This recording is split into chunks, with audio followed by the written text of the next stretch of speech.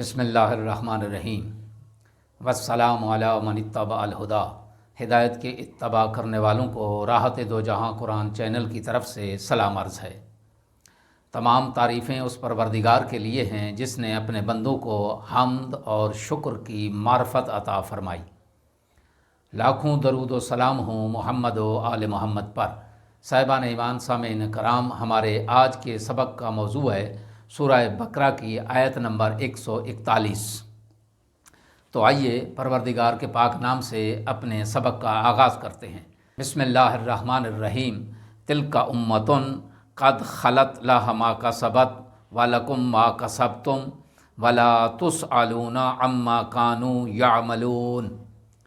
ترجمہ: یہ امت گزر چکی ہے، ان کے اعمال ان کے لیے اور تمہارے اعمال تمہارے لیے، اور تم سے گزشتہ امتوں کے بارے میں نہیں پوچھا جائے گا کہ وہ کیا کرتے تھے۔ اس آیت کی مختصر سی تفسیر یہ ہے کہ اسلاف کے اعمال سے امیدیں وابستہ رکھنے اور خود بد عمل ہونے کی یہ روش اتنی عام تھی کہ ہم اس کا جو پہلے بھی ایک آیت نمبر 134 میں ذکر کر چکے ہیں، لیکن دوبارہ پروردگار عالم نے دوسری مرتبہ پھر تاکید کے ساتھ وہی مطلب بیان فرمایا ہے۔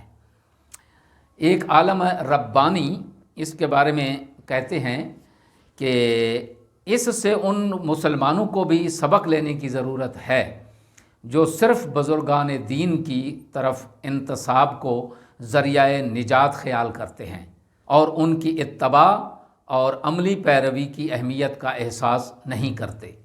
اس آیت میں بیان ہونے والے نقطے دو ہیں۔ پہلا نقطہ جو ہے وہ یہ ہے کہ الہی دعوت کے بانی، تحریک توحید کے مؤسس اور اب الانبیاء علیہ السلام ہونے کے اعتبار سے حضرت ابراہیم علیہ السلام تمام ادیان کے لیے سند کی حیثیت رکھتے ہیں۔ اسی لیے تمام سماوی ادیان ان کی عظمت اور حقانیت پر متفق ہیں اور اپنی حقانیت کی سند کے طور پر حضرت ابراہیم علیہ السلام سے اپنے انتساب کو حجت اور برہان سمجھتے ہیں۔